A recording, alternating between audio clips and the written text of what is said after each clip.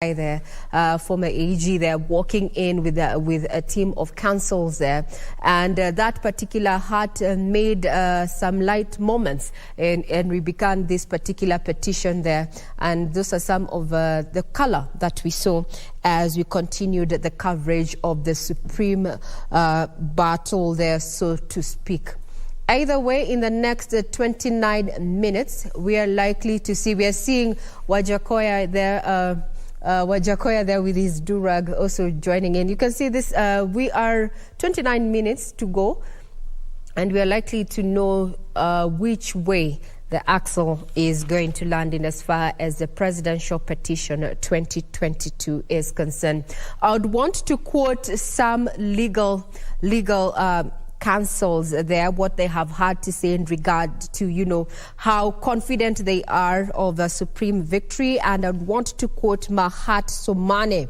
And he has been, very key in representing the IEBC there, and says there were no foreigners and no form displayed on the IEBC portal that was not the original, which includes security features. There's been conversation. What has been put on the IEBC portal? Is it a factual? Is it not? Is it a fake? And as by the end of Friday, we had several, hashtags trending on Twitter there, at least so to speak, about Jose Camago there, who apparently was a name that was adversely mentioned during that particular petition. I'd also want to quote George Morogo, who said that IEBC chairman has made considerations of his staff who are facing arrests and intimidation and decided not to wait another day. This was a question in which IEBC chair Wafula Chebukati found himself the crook, so to speak, in regard to the challenge in the manner in which he made the declaration after the August 9th polls. Now, Zerhabu Johan Mohammed said the Constitution talks about the commission, not the commissioners or the chairperson. He cannot be equal than others. That's a question in regard to matters of the IEBC and way forward. And we have our guests here who have been chipping in and giving their views in regard which way forward as far as IEBC is concerned. And I'm talking about constitutional lawyer Shadrach Wamboi as well as Gibson Gesore there. The question of IEBC, is this where we draw the line? Are we going to change in as far as the electoral law is concerned? After we saw what happened, we have 4 dissenting commissioners. We have a chairperson who, though criminal charges have not been leveled against them, there's been talk around, especially with the petitioners, saying that he should be found culpable of malpractice and that. But by end of today, that is exactly 26 minutes from now, we will know the direction in which we'll take in as far as the August 9th petition is concerned. From the screen, security is quite beefed up at Milimani, as you can see there. And also, there was a communication made earlier in regard to the roads that are going to be blocked just to ensure that this particular process runs simultaneously and seamlessly there. And it was made public, and including KBC Channel 1 actually carried that story to just enable you as a Kenyan citizen go by your duties, being asked to remain peaceful and calm as we let the 7-judge bench there, led by none other than Chief Justice Martha Koome, tell us which direction the presidential petition is going to take. And just to bring back this conversation back to studio, and I'd want to engage our 2 guests here just as we wait to see if there's any activity that we are likely to see from the screens that you're seeing. First one, we showed you that this was a security, the Supreme Court where is going to be has been sitting for the last 14 days or so. Pre-trial, deciding what key issues are going to be decided. They settled on the 8th, and now there are only 2 options. It's either a nullification or a validation, upholding the elections as well. And each have ramifications in as far as leadership and governance of this country is concerned. What you're seeing is that it's down to 24 minutes before we have the Supreme Court session on, where we're waiting to have that verdict given there. From the screens, you can see councils continue getting into the chambers there. this was quite a petition, so to speak, each side not taking any chances with first petitioner and second petitioner there, hiring at least 42 lawyers led by Senior Counsel James Orengo there, while on the other side, one of the respondents, that is Kenya Kwanza there, engaged 54 lawyers led by Senior Counsel Fred Ngatia there. And we have been treated to quite legal matters, so to speak, having to learn a little bit of legalese during this time. Now, I want to bring back the conversation, but we'll continue keeping tabs on what is happening there at the Supreme Court and also looking at the security within the CBD. What our reporters on ground have shown right now is that it's business as usual, though a majority of Kenyans are not within the central business district. A majority of them, I am guessing, they're either home just waiting to see what is going to happen after noon or at noon. Now, Gibson Gesore as well as Shadrach Wamboi. I'd want to pick your brains in regard to what is in your opinion, let's start off with you, Gibson Gesore. What is your opinion of how the media has carried itself during the coverage of the August polls up to now, as we speak? Do you think we have done a fine job in comparison, especially to 2007, 2008, and 2017? Gesore, let's start off with you. Thank you so much, Regina. That's a very interesting question. The media has really done a good job. Done a good job in a sense that they have been part of the partnership in this electoral process, trying to bring the nitty-gritties or the information as it comes from the IBC or wherever it's happening. And that is something we need to actually shine light upon and say that people have spent tireless, quite a big amount of time trying to cover the election. I remember you were at Bomas, you never slept, you were telling me how tedious it was. It means that's a sacrifice you gave so that we could get the news of what was happening from the tallying center. And there were several journalists across the country, both local and international, who really burned their midnight oil to actually bring to Kenyans what is happening and where it's happening from. And looking at that sense of patriotism, that sense of being alive to duty is something which we need to commend you for. And we ask that you don't look back on that, because we really count on you so that we can be able to know or hold the government accountable, IBC accountable, and actually for news. Those are very important aspects, because once you have that, they say information is power, and you actually relay that in the best way possible. Thank you for that vote of confidence. Before I hand over to, Shadrach Wamboi to give us, his thoughts in regards to media coverage of the election to now. What you're seeing on screen is that this is the inside of the Supreme Court, the makeshift court area from Milimani, where we are expecting any minute from now. It is down to 21 minutes to noon there.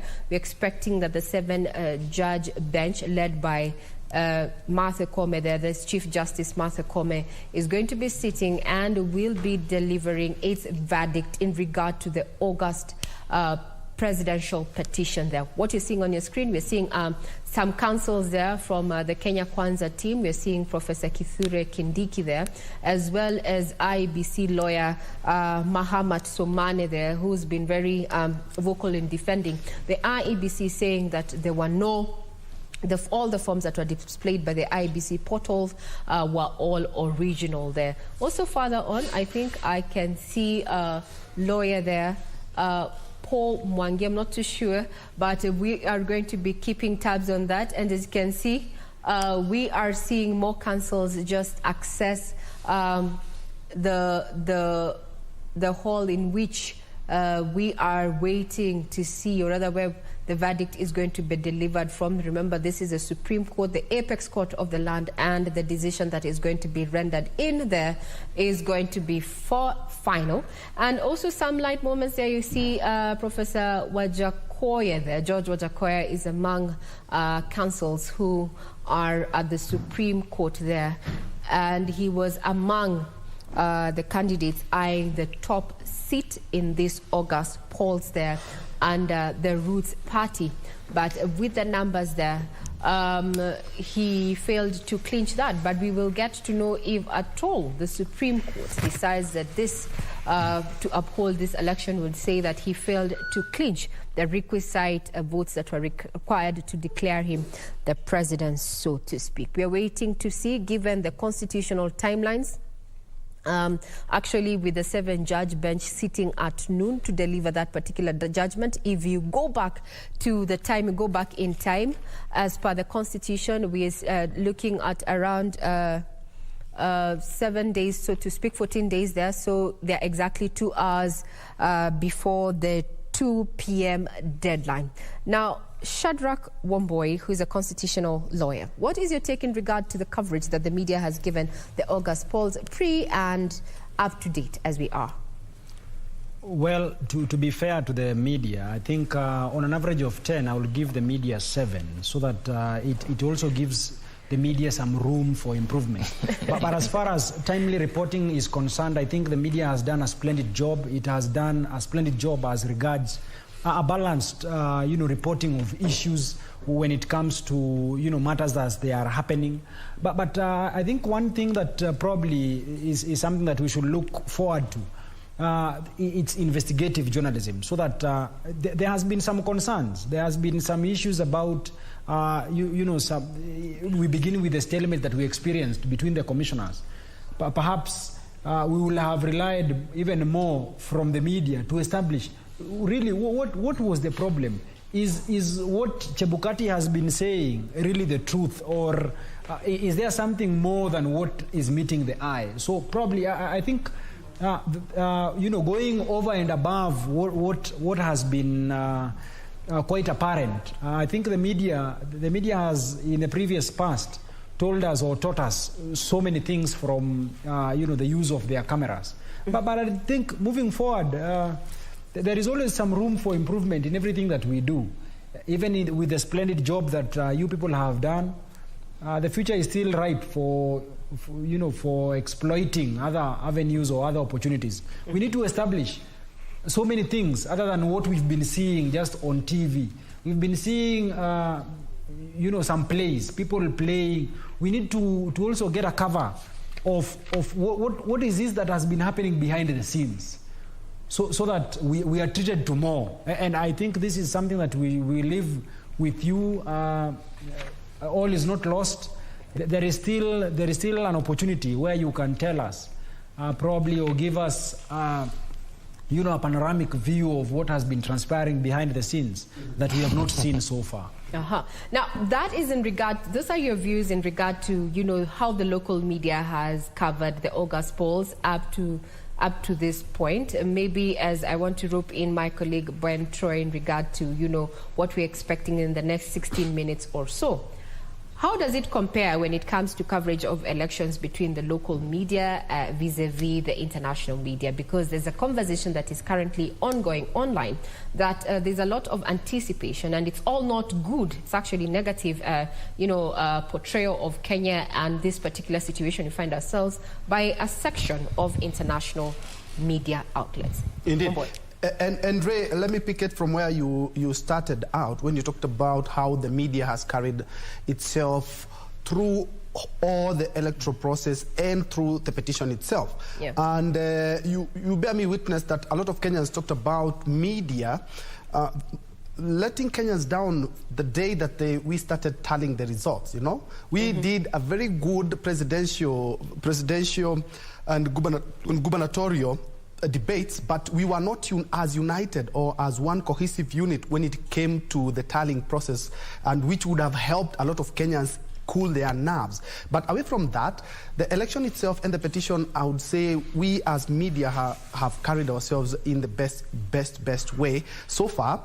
In the great words of Wakili here, is that we still have some room to improve as based to how we cover and how we write our report. Because looking at what we see the same thing, but at the end of the day, when we go down to write our stories, sometimes you find some discrepancies here and there.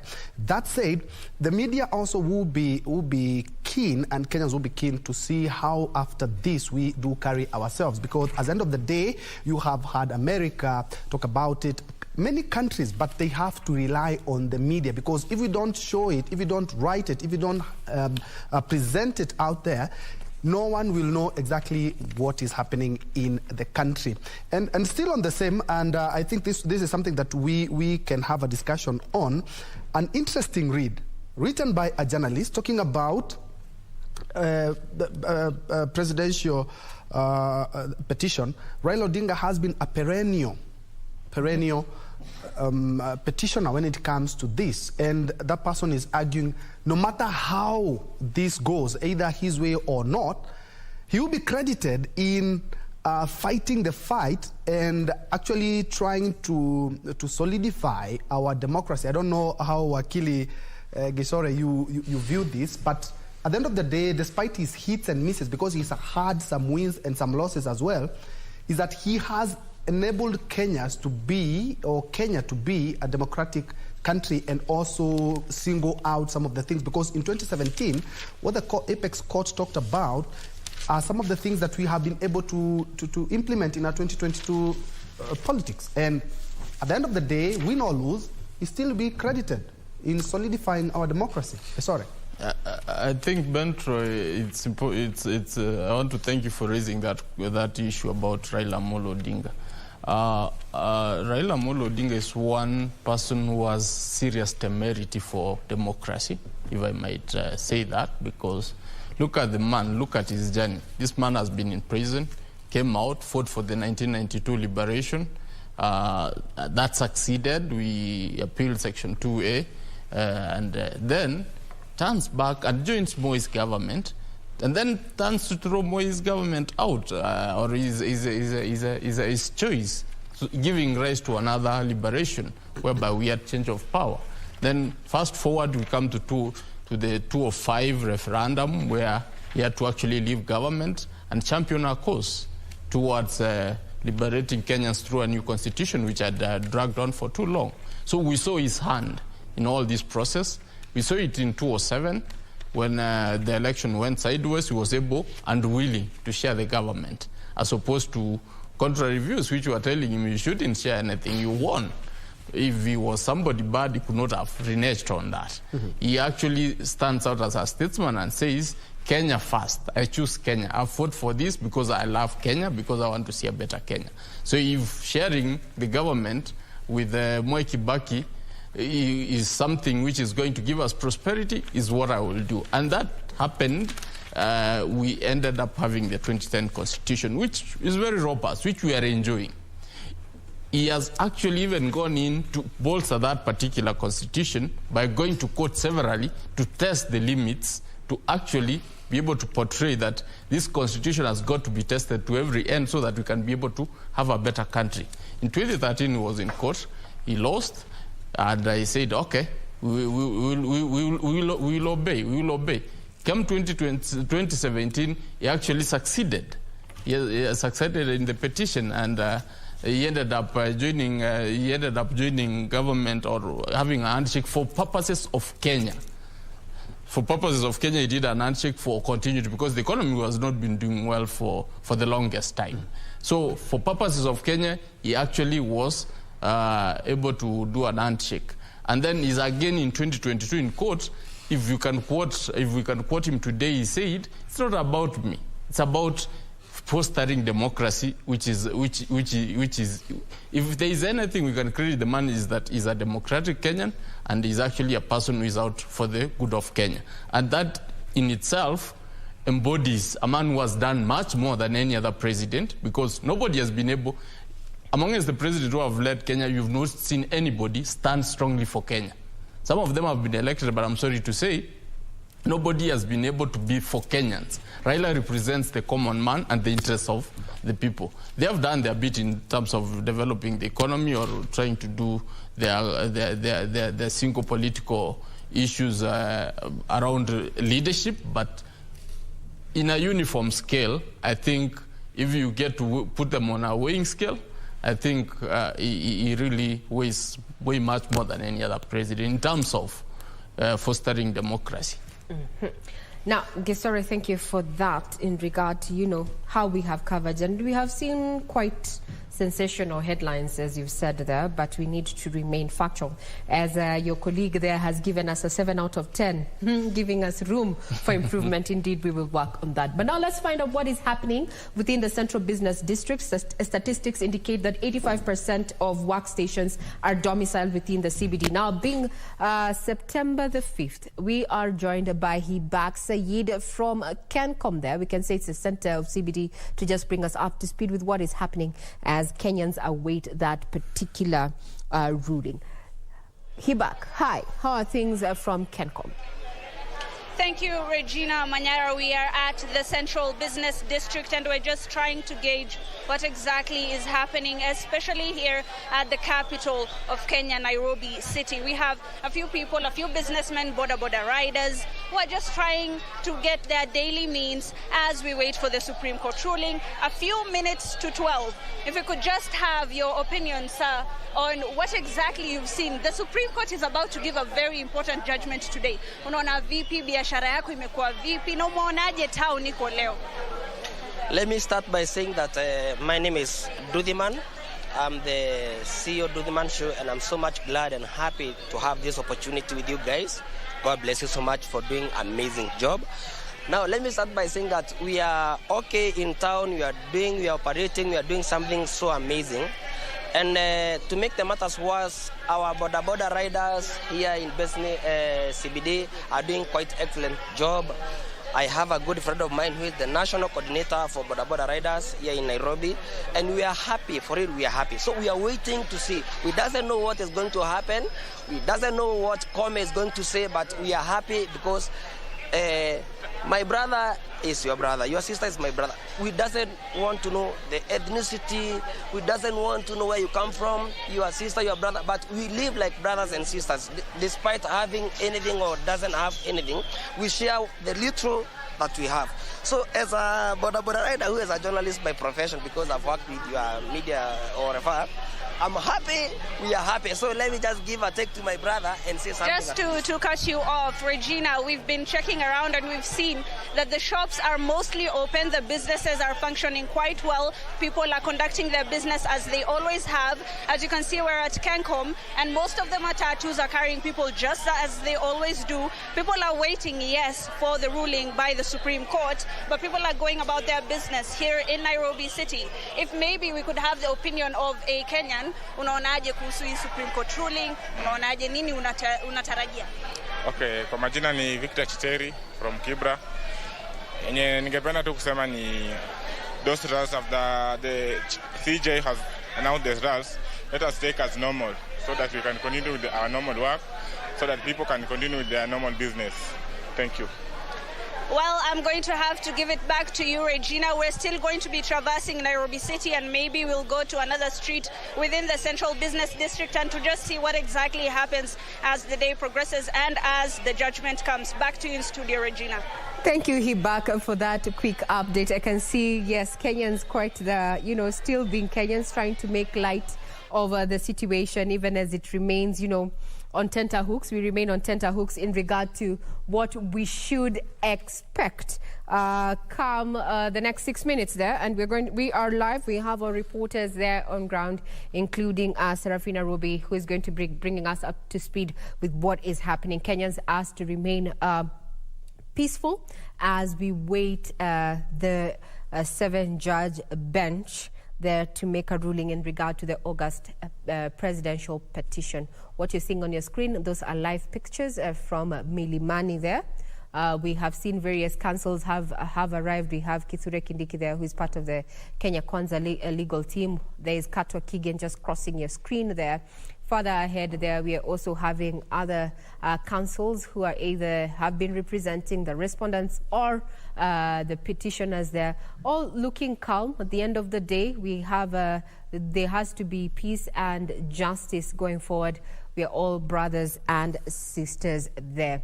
Now, I'd want to hand it over, take it to back to you, Troy, there. We were talking about the performance and the conduct of the media during the election, and even at the point where we are right now, focusing on the presidential petition. And from Hibak Said's link there, you can see there's a Kenyan there who has introduced himself as Nduthi Man. And what I am actually proud of is that during this particular election, we did not have an issue of, sensation, so to speak, with the Githeri man aspect and such. We did not see this. We kept it to matters of fact. And I would want to say, let's toot our own horn as a media fraternity there. But it was a light moment to try and see that there was a gentleman behind Said Hibak there, calling guys to tell them, hey, you need to watch us. You need to watch us from KBC Channel 1. I'm live. Well, we also want to welcome your feedback. You can get us on Twitter on KBC Channel 1. But before we get to read what you have to say on Twitter and the expectations, we want to take you down to Kibra, where we're joined by my colleague Irene Mchuma Odim to bring us up to speed with how things are looking like in Kibera. Good afternoon.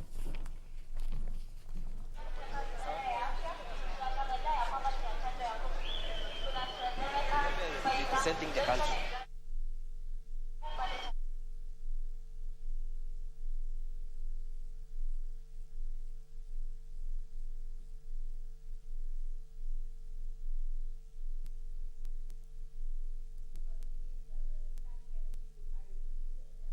Get the sound corrected. We'll be getting back to you. We are domiciled in various parts of the country just to keep tabs on what is happening as we await the much anticipated verdict on the presidential petition of August 2022 there. Security has been beefed up. A communication was made to Kenyans, especially who are operating within the central business district. Various roads were closed, including Gong Road there at the junction of NHIF there, as well as, some motorists redirected not to use the Haile Selassie Avenue there to just try and keep crowds out of Milimani there, where the 7-judge bench is going to be giving its ruling.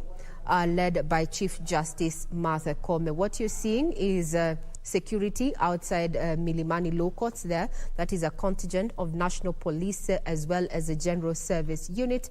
And inside there, we're seeing a council made up of, various, there you go, we have Soweto there. Council Soweto there. You can see how she's already there.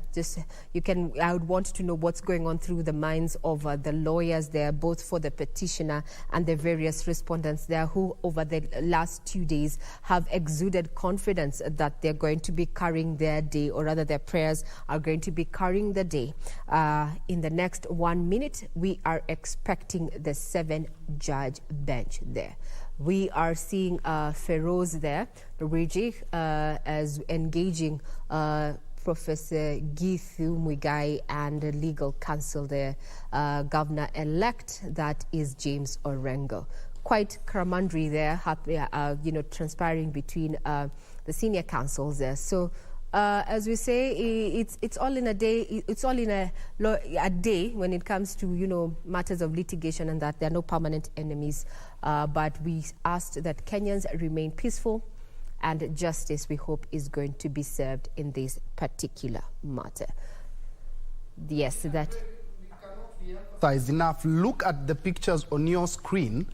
James Orengo there, and other lawyers who are representing different factions. And they're all seated together, they make fun together, they argue it out, they sweat it out together, and maintain the peace. That is exactly what should be happening, not only in that court, but in the Republic as well. Mm-hmm. Before we crossed over to Irene, we were talking about how despite the fact that he has had some hits and misses in presidential petition, is that he has been able to bolster our democracy in in regards to electoral matters, and I would like to pick Shadrach's mind on the same, is despite that Raila has won and lost some of the petitions, he has actually helped the electoral system in the country. That was an interesting read. I was reading from a journalist as well. And on the 7 out of 10, yes, I do agree, because there are some journalists still talking about a ruling. We don't expect a ruling. We expect a judgment today, because it's the final product of what they have been hearing for the last couple of days. Wamboy, I would like to pick your mind on the same. Well, there is a lot to admire from the two gentlemen who have been, entertaining us with this presidential dispute. And one thing you will give to Dr. William Samoei Ruto first is his spirit of resilience. That spirit of, when he wants it, he goes for it. I mean, that is something admirable from his humble background. That is something that you will have to admire and acknowledge. On the other hand, you must acknowledge the kind of contribution that the Right Honorable Raila Amolo Odinga has given us as a country. So many things. I mean, the laws that we currently enjoy have we actually enjoy them largely because of the contribution he has made, the kinds of pain he has had to go through.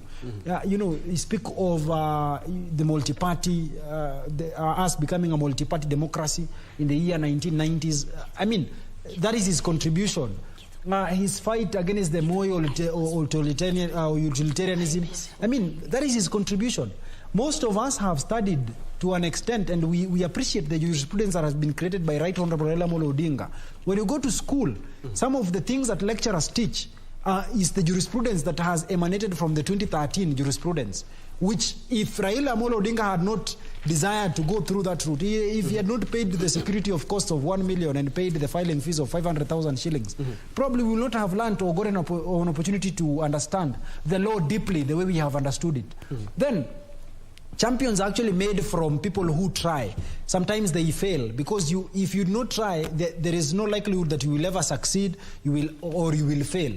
But his failure in the year 2013 did not in any event discourage him from trying our democracy through the court processes. So that in the year 2017, we saw him participate in the elections, we saw him challenge the elections, the election results, so that the win that he got in the year 2017, and of course his refusal to participate in the process because of the referee. So whatever the outcome that we will get, if it is a repeat of the elections, then it will be a gift to Right Honorable Raila Amolo Odinga, because we do not expect that he will be running in the year 2027. I mean, if age is anything to go by. In any event, even with probably a repeat of the process, it does not necessarily mean that it is a loss to Dr. William Samoei Ruto. No, it does not mean it. It only means that probably this is just but his dream that has been deferred, so that he will have another opportunity, probably in the next or within the 60 days that are set in law, and even probably even in the future. I mean, Right Honorable Dr. William Samoei Ruto is a young man who has a lot of life in himself. I think today he should be turning 55 years of age. Really, he has a lot. Yes. Now, Wamboy, let's get to hear what is happening down in Kibra, where we're joined by Irene Mchuma Odim there to just bring us up to speed with what is going down there. Good afternoon, Mchuma. How are things at Kibera, or rather in Kibera? Regina, good afternoon. We are coming to you live at Kianda area in Kibra constituency. Earlier on, we were at Ayani and Makina areas, and Regina would say it's business as usual to a huge number of residents here in Kibra constituency. However, there are those who are following the proceedings from their screens. This as we wait for the verdict of the Supreme Court. Remember, Raila Odinga, who is the Azimio la Umoja presidential candidate, is also the ODM party leader. And Kibra constituency has time and again given him a back wherever he's making a move politically. And interestingly, Regina, Unlike what many people would anticipate, that many people will remain at home and not go back to the business. It's business as usual for many residents here in Kibra constituency. In fact, the shopkeepers, the tailors, the welders are going on with their business as usual. The matatu operators, boda riders. Thank you very much. The 7 judges making their way that are about to take their seats. Remember, this particular 7 judges are made up of William Oko, as you can see on your screen, flanked by Njoki Ndongo having a seat, Isaac Lenaula, Smokin Wanjala, Philomena Mwili, who's a Deputy Chief Justice, and Martha. Let's have a listen in.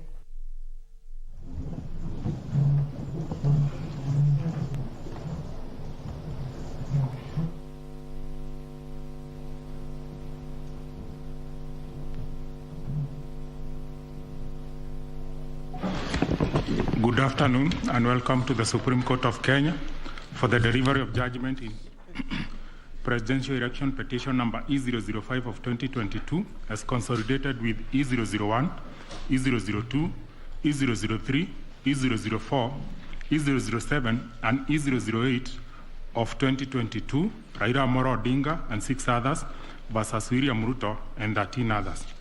The Honorable Chief Justice and the President of the Supreme Court is presiding.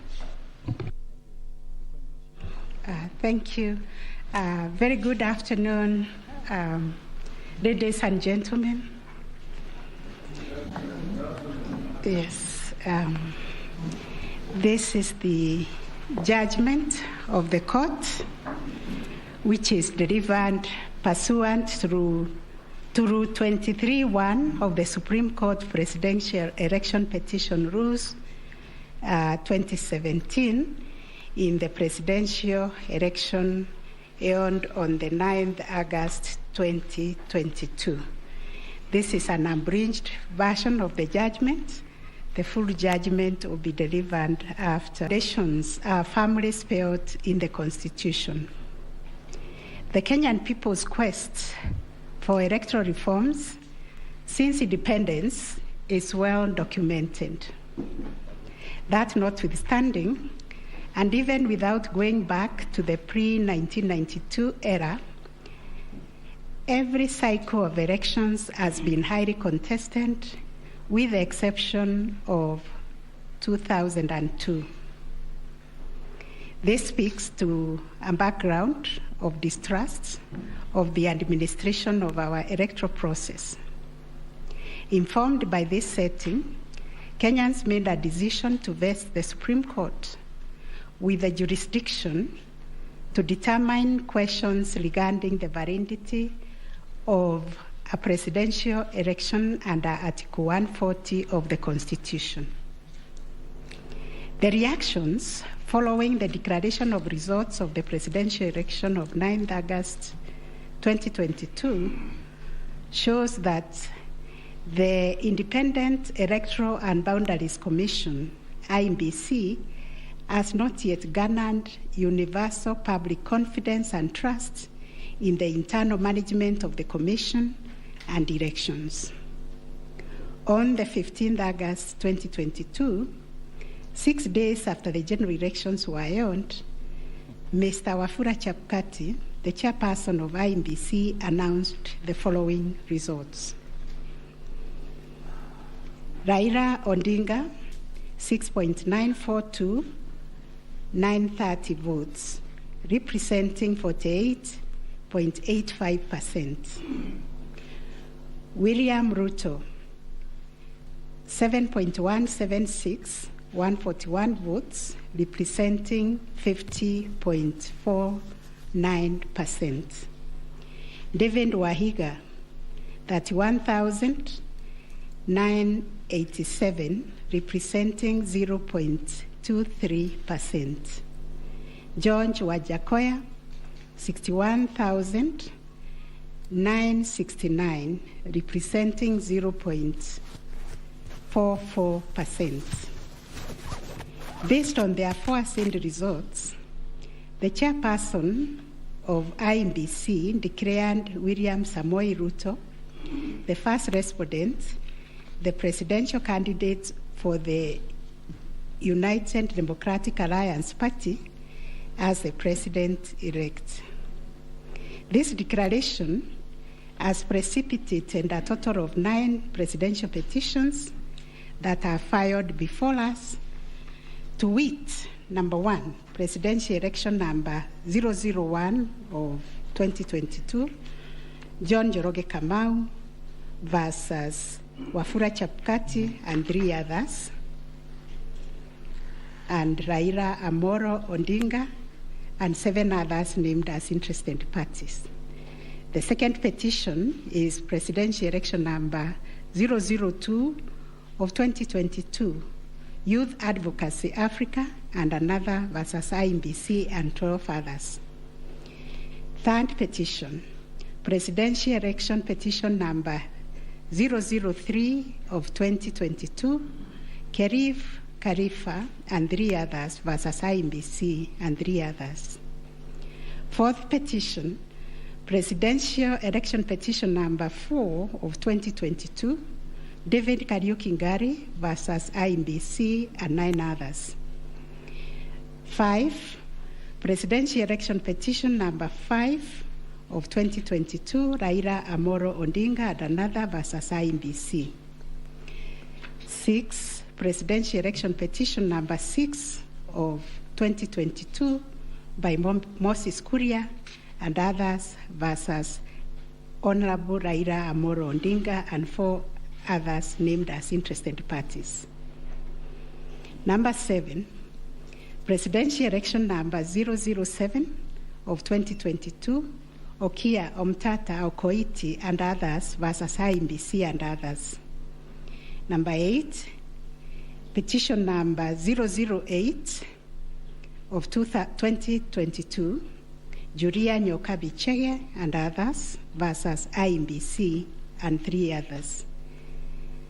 And the last one, but not least, petition number 009 of 2022, Ruben Kigame Richete versus IMBC and others. In addition to these petitions, we received a total of 24 interlocutory applications and 1 preliminary objection, which were filed in this court. 2 of the presidential election petitions were struck out. That is petition number 006 and 009 of 2022 for failure to meet the constitutional threshold as set out under Article 140 of the Constitution. On 29 August 2022, this court also admitted 3 amici curiae briefs by the Law Society of Kenya, the Kenya section of International Commission of Jurists, and John Warubengo and 2 others. Upon perusing and considering the issues raised in the remaining presidential election petition numbers 001, 002, 003, 004, 005, 007, and 8, the responses and the submissions filed thereto, this court found that all the 7 petitions substantially raised similar issues and sought similar reliefs. Consequently, on 30th August 2022, this court ordered that the 7 petitions be consolidated and designated presidential election petition number 005 of 2022 as the read file. From the consolidated petition, the responses filed and submissions filed by all the parties, the court crystallized the following issues for determination. And those issues are there. We have repeated them several times. I will not read them. Having considered and deliberated upon the consolidated petition, the attendant responses, submissions, and also considering the amici curiae briefs, we now make the following determination. on issue number 1, which is whether the technology deployed by IEBC for the conduct of the 2022 general elections met the standards of integrity, verifiability, security, and transparency to guarantee accurate and verifiable results. As noted in the introduction, lack of trust in the electoral system has endured in Kenya for a long time. This led to the introduction of electoral technology following recommendations made by the Independent Review Commission on the general elections held on the 27th December 2007, popularly known as the Kriegler Commission report. That report recommended integration of technology into Kenya's electoral process for registration, identification of voters, and transmission of results. These were enacted in Section 44 of the Elections Act 2011. By this statute, IEBC is enjoined to adopt technology in the electoral process. As a consequence, the IEBC developed a technology known as Kenya Integrated Electoral Management System, KIMS, making Kenya's election process an hybrid as it employed both technology and manual processes. The first, third, and fourth petitioners in the consolidated petition challenge the technology used by IEBC during the 2022 general election. They plead that the manner in which technology was deployed and utilized fell short of the prescribed constitutional and statutory standards. As regards the audit of the register of voters, they urge that IEBC, pursuant to its elections operations plan, committed itself to conducting an audit of the register of voters by 31st March 2022. To the contrary, they arrange it only publicly availed the audit report on its website on 2nd August 2022, which was only 7 days to the elections. In this report, it was noted that the auditors established serious gaps and risk to the electoral process, including numerous cases of change of voter stations without knowledge or approval of the affected voters. Grant of voter update privileges in IEBC, IDMs, to 14 user accounts and related to voter registration. Reducing the accountability of user activities in the register of voters. Presence of 11 active generic accounts on the MBIS application and the 2 MBIS users with the same logging identification. Risking unauthorized system users, possible interference, change of particulars on the activation of voters in the system. IEBC's failure to set up access, decertification, and user activity review process. And IEBC was also arranged to have failed to respond to requests by auditors for crucial information.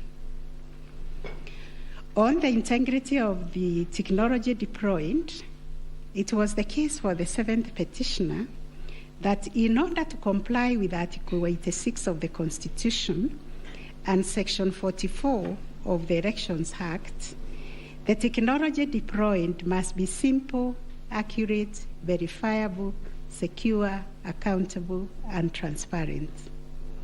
On the simplicity of technology, the 7th petitioner contends that the KIMS kits failed the tests as they were not easily usable by ordinary citizens without expert knowledge.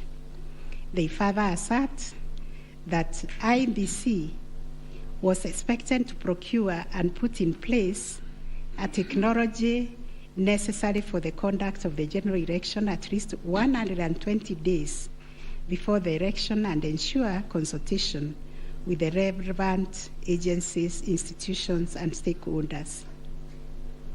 Furthermore, the petitioners allege that IEBC violated its constitutional duty by delegating the design, implementation, and conduct of the KIMS components of the election to a foreign company, Smartmatic International Holdings, BV. As a result, IEBC staff and the public did not have full comprehension of the KIMS components.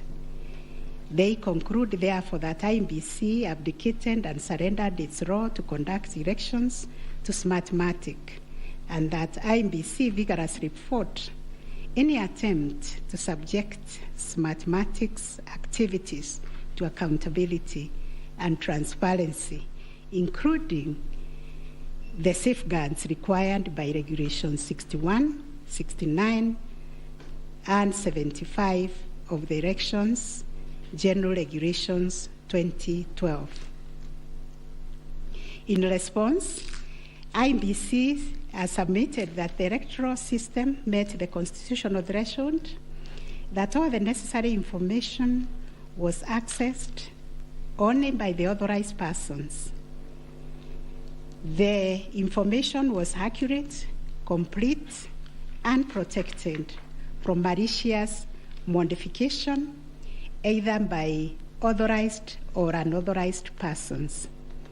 IEBC maintained an audit trail on activities related to information, and that the information was available and could be authenticated through the use of various security features.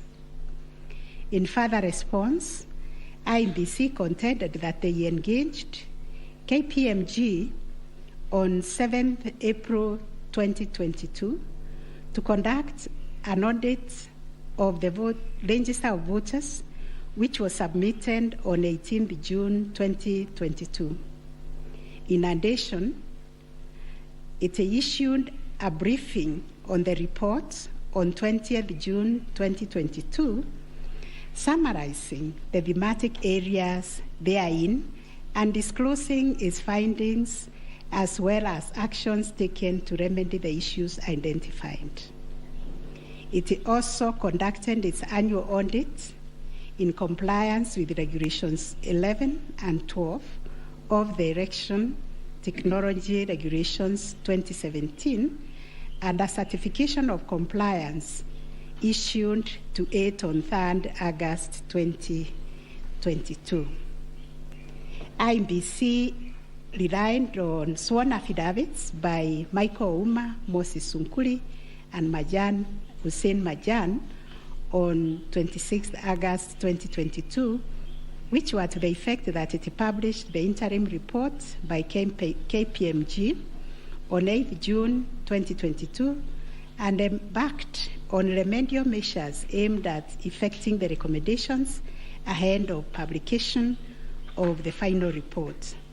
It was ascertained that it could not publish the full final audit report, as doing so would compromise the integrity and security of the electoral technology system, considering the provisions of the Data Protection Act, which imposes a duty to protect the data of Kenyan voters. On the other hand, the first and second respondents urged that even if there was failure of technology, it did not vitiate the result of the presidential election. Upon considering all the pleading submissions and the ICT scrutiny and inspection tallying and recount report, which fully examined the IEBC's result transmission system, RTS, We are not persuaded by the allegation that the technology deployed by IEBC failed the standard of Article 86A of the Constitution on integrity, verifiability, security, and transparency for the following reasons. 1, whereas it is true that the KIMS kit failed in 235 polling stations, 86,889 voters were granted the right to vote manually, and the requisite forms 32A were duly filed. This happened successfully in Kibwezi West constituency and parts of Kakamega County. 2, while the audit report was released to the public 7 days before the 9th August election, the register of voters was used at the election without any apparent anomalies. 3, Smartmatic was procured to provide the necessary technological infrastructure, as IEBC did not have the capacity to do so. No credible evidence meeting the requisite standard of proof of access to the system by unauthorized persons was adduced by the petitioners. The scrutiny report prepared by the registrar of this court did not reveal any security breaches of the IEBC's RTS. IEBC successfully deployed a biometric voter register system which captures unique features of a voter's facial image, fingerprints, and civil data to register and update voter details across the country and also in the diaspora. The BVR captures a voter's facial image, fingerprints, and civil data, which features are unique to each of the voter. In compliance with Section 6A of the Elections Act 2011, IEBC opened the register of voters for verification of biometric data by members of the public for a period of 30 days. Thereafter, the register was revised to address issues arising from the verification exercise. KPMG then audited the register, and we are satisfied that the inconsistencies and inaccuracies identified during the audit were somewhat successfully addressed. The second issue was whether there was interference with the uploading and transmission of Forms 34A from the polling station to the IEBC public portal. The first petitioner arranged staging that a person who had access to the RTS intercepted, detained, or stored Forms 34A temporarily to convert or manipulate it before uploading it on IEBC's public portal. It is arranged also on 11th August 2022, IEBC dumped over 11,000 Forms 34A on the public portal between 11 to 11:09 hours. To rebut this allegation, IEBC and its chairperson, in their response dated 26th August 2022, denied staging and unauthorized intrusion of the RTS. In that regard, they urge that every image of Form 34A was uploaded immediately after the transmittal of results. The form was received as evidence by the timestamp. Similarly, the first respondent denied these allegations. Our finding: 1, no credible evidence was presented to prove that anyone accessed the RTS to intercept, detain, or store Forms 34A temporarily before they were uploaded to the public portal. The allegation that 11,000 Forms 34A were affected by staging was similarly not proved.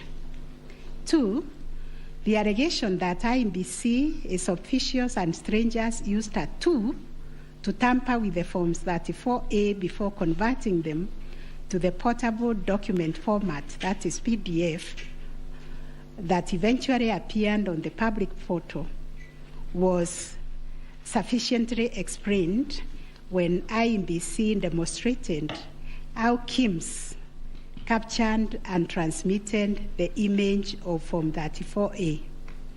Accordingly, we dismiss that allegation. 3, during the ICT scrutiny, it turned out that the transmission logs produced in the affidavit of Justice Nyangaya were of no probative value.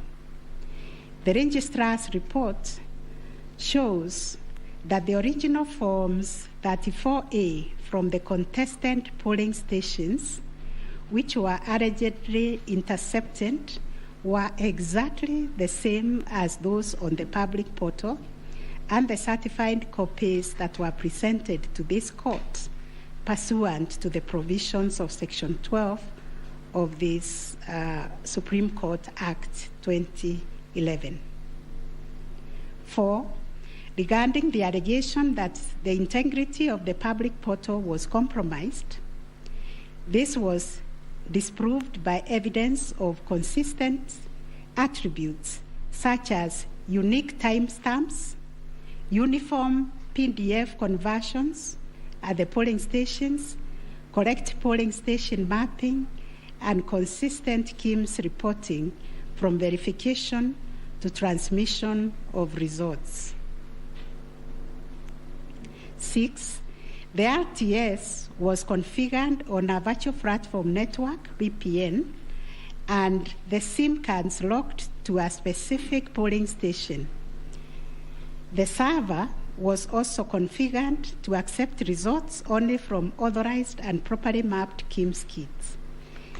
In our view, the petitioners failed to produce credible evidence to the contrary. 7, a review of some of the logs presented as evidence of staging showed that they were either from logs arising from the 2017 presidential election or were outright forgeries. In our considered view, there was no evidence of a man-in-the-middle server configured to the IEBC's VPN network, and no evidence was produced to show that the chairperson of IEBC and staff were part of the arranged conspiracy to stage the transmission process. 9, whether there was a difference between Forms 34A uploaded on the IEBC public portal and the Forms 34A received at the National Tallying Center and Forms 34A issued to the agents at the polling stations. On this issue, the first petitioner's case was that there was deliberate manipulation and tampering with Forms 34A, as demonstrated in the affidavits, to the effect that votes were being deducted from the first petitioner and being added to the first respondent. To support this petition, evidence was contained in the affidavits of Honorable Martha Karua, sworn on 21st August 2022, Celestine Anyango Opio, Arnold Ochieng Oginga, and John Mark Githongo, which was sworn also on 21st August 2022, and a further affidavit sworn on 28th August 2022. Dr. Nyangasi also swore an affidavit on 21st August 2022, and so was Martin Papa, to support that allegation of handing and subtraction of votes. On the other hand, IEBC and its chairperson urged that all Forms 34A transmitted to IEBC portal were not interfered with or manipulated. Further, that the Forms 34A signed at the polling station and issued to the agents were identical to the Forms 34A uploaded on the public portal and delivered to the National Tallying Center at the Bomas. It was contended that in any event, IEBC used the original physical Forms 34A to tally, verify, and declare the presidential election results. This court ordered scrutiny of the forms from the 41 polling stations outlined in the affidavit of Celestine Opio to ascertain the allegation of interference. And this is our finding. 1, there were no significant differences captured between the Forms 34A uploaded on the public portal and the physical Forms 34A delivered to Bomas that would have affected the overall outcome of the presidential election.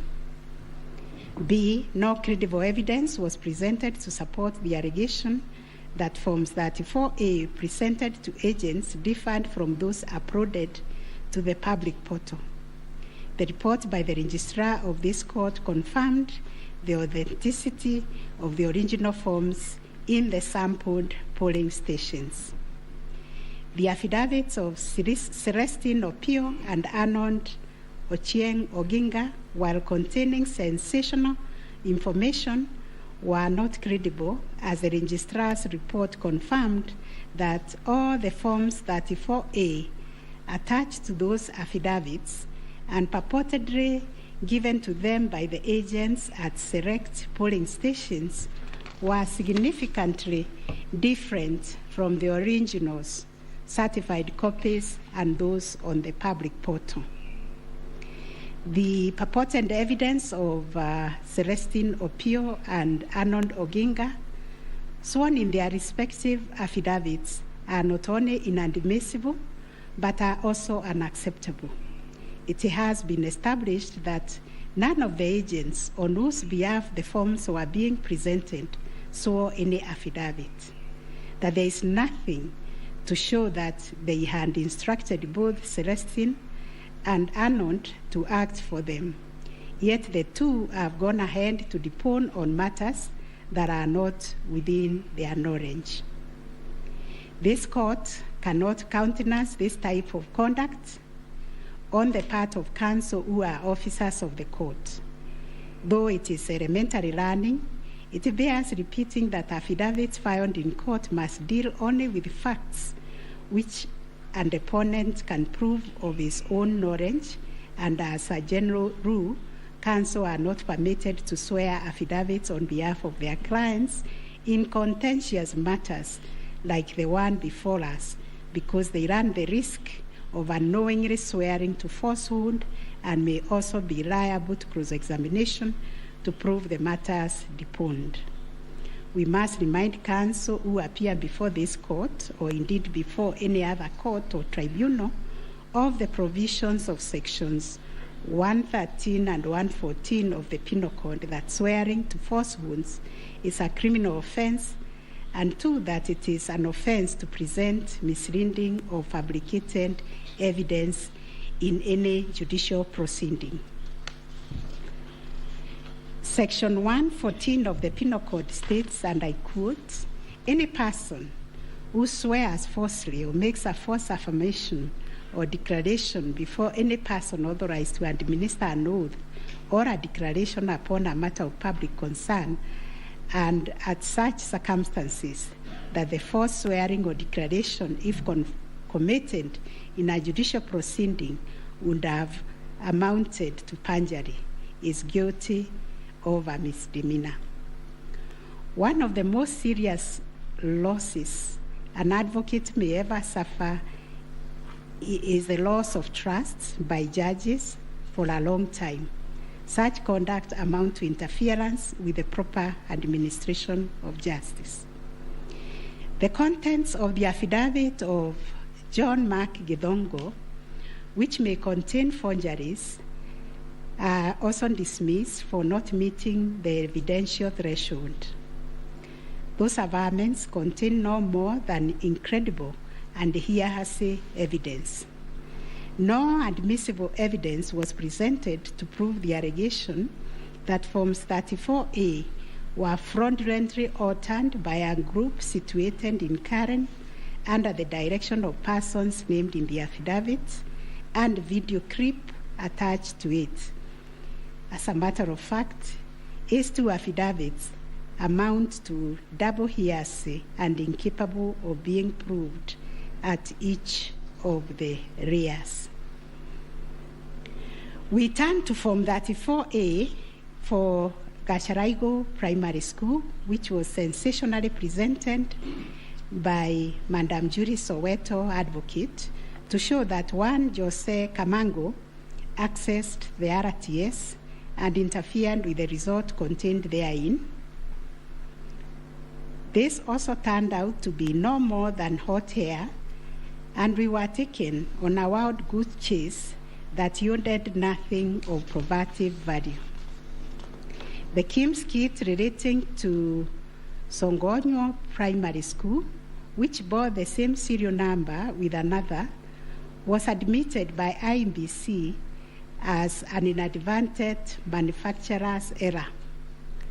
We are also satisfied that the two kits and other identifying features that were markedly different, including the timestamps and polling code, and therefore nothing turns on this anomaly. Therefore, to the question whether there was a difference between Forms 34A uploaded on the IBC public portal and those received at the National Tallying Center and those issued to the candidates' agents at the polling station, we have found none. Issue number 4, on whether the postponement of gubernatorial elections in Kakamega and Mombasa counties, parliamentary elections in Kitui, Rural, Kachiriba, Rongai, and Pokot South constituencies, and electoral ones in Nyaki West, in North Imenti constituency, and Koanjenga in Embakasi South constituency, resulted in voter suppression to the detriment of the petitioners, and especially in petition number 5 of 2022. It is common knowledge that IMBC postponed elections for various seats during the general elections of 9th August 2022 due to mix-up of ballot papers in the above-named electoral units. It is the combined case of the first and second petitioners that, in terms of Articles 136, 2A, 177, 1, and 181, as read with Article 1 of the Constitution, the chairperson of IMBC had no jurisdiction to postpone elections in those areas.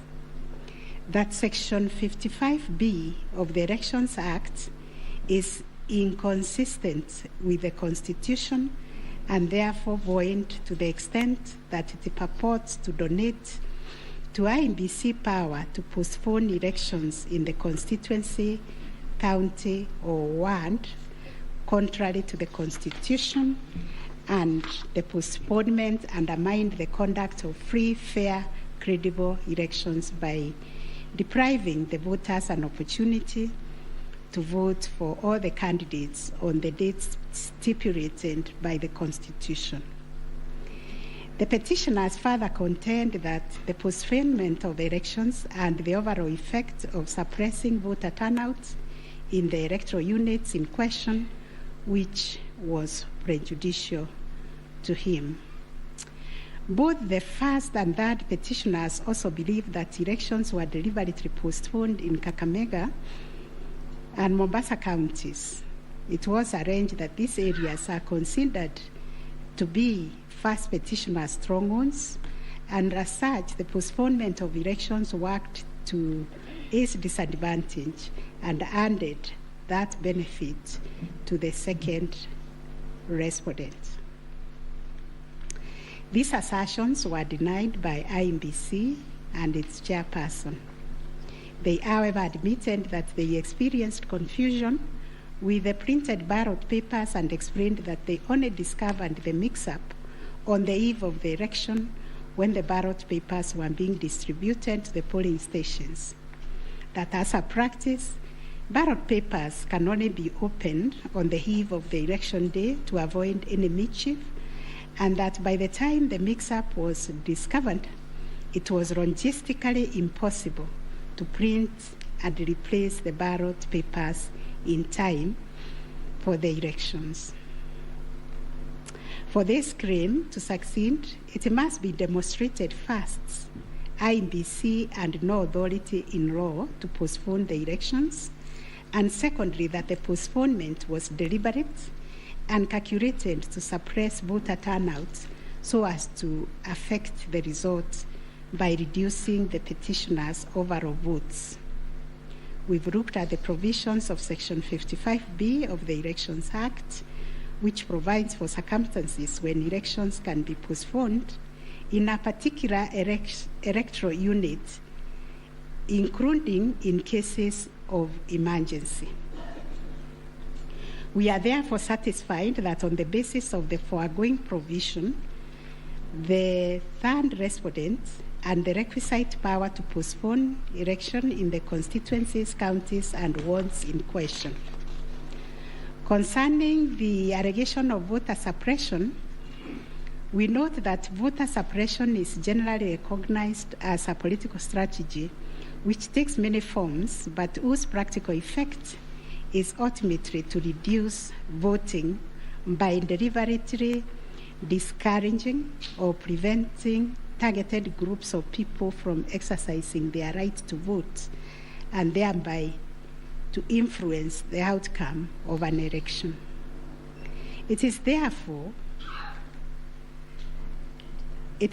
goes against the letter and the spirit of Article 38, which guarantees every citizen the right to make political choices based on universal suffrage. As regards this allegation, it has not been shown that by postponing elections in the named electoral units, IEBC acted in bad faith or was influenced by irrelevant factors and considerations. From the explanation tendered, we are satisfied that the postponement was occasioned by a genuine mistake, which in our view could have been avoided had the members and staff of IEBC been more diligent when they went to inspect the templates in Athens, Greece, where the printing of ballot papers was undertaken. In the absence of any empirical data, we cannot find a basis upon which to conclude, as a matter of fact or evidence, that the postponement affected voter turnout, as a consequence of which the first petitioner alone, as a presidential candidate, suffered disadvantage. At any rate, the nature of the ballot being an individual decision and secret, there may be other factors to which the turnout in the named units can be attributed. From the evidence on record, however, it appears to us that 2022 general election recorded one of the lowest turnouts since the introduction of multi-party political system some 30 years ago. If there was a low voter turnout, it affected all the 6 categories of candidates, and its explanation, in our view, lies elsewhere, but certainly not a calculated suppression. On the other hand, in rebuttal to these claims, IEBC illustrated with examples to our satisfaction that there was no nexus between the postponement of elections and voter turnout in the affected units, far from the fact that this claim was undoubtedly just another red herring. It has nothing to do with the question under review, and accordingly we reject it and owned that there is no proof that the postponement resulted in voter suppression to the detriment of the first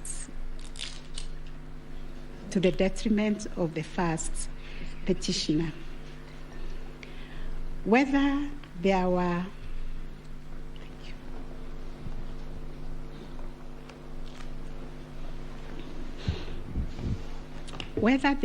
unexplainable discrepancies between the votes cast for presidential candidates and other elective positions. Issue number 5. The first petitioner was categorical that there was systemic ballot stuffing in certain counties, mainly in the Rift Valley and central parts of Kenya, where, according to him, a total of 33,208 votes were cast for president only, without corresponding votes for the other elective positions.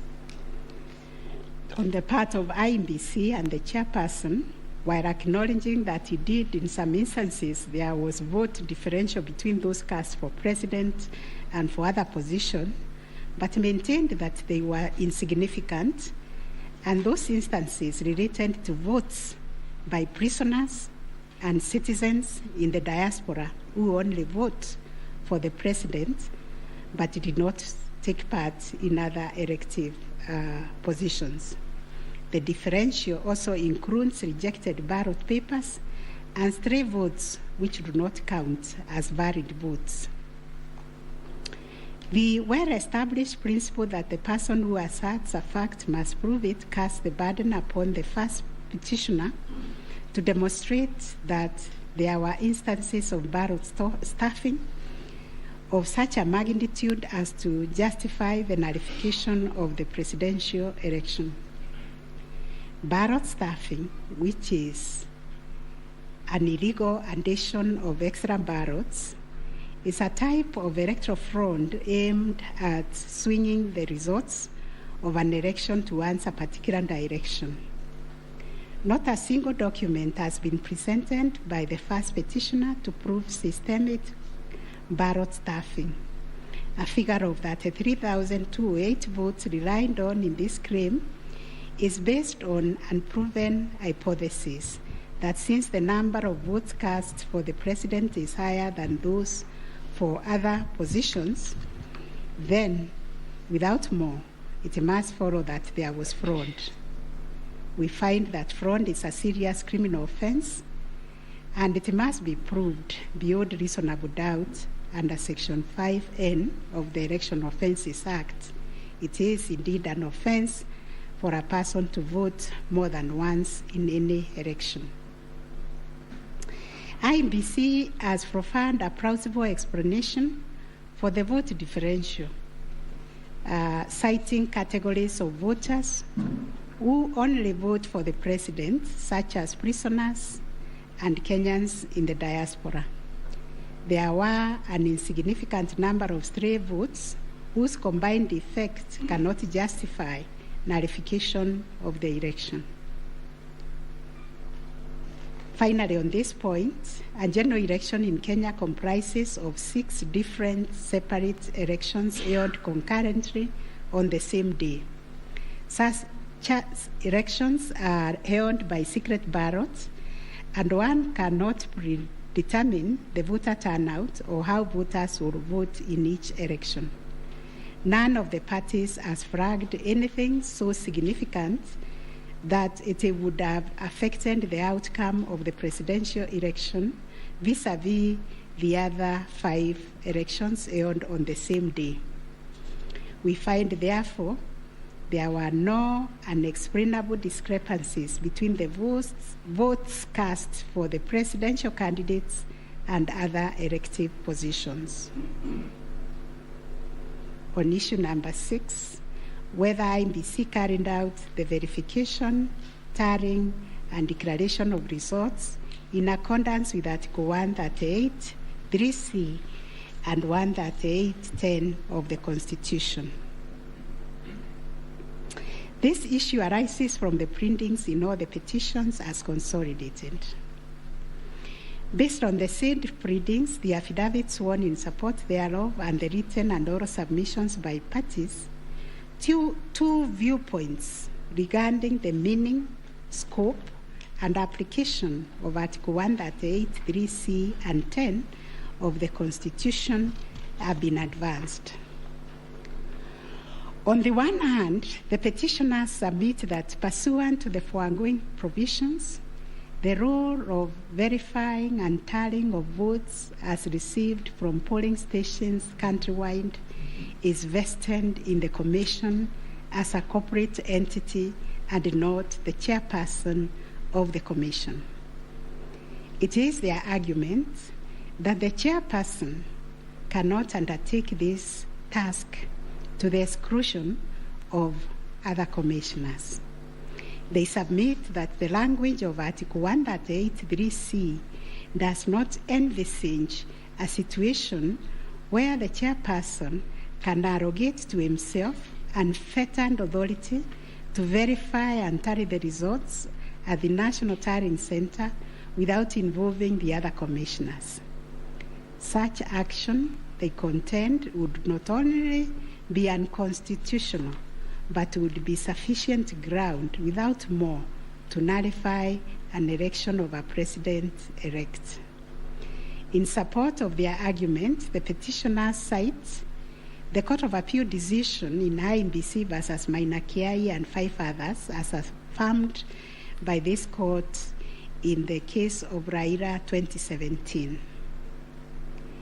The petitioners further submit that Regulation 87(3) of the Election General Regulations is unconstitutional to the extent that it purports to vest the power of verification and tallying in the chairperson of IMBC.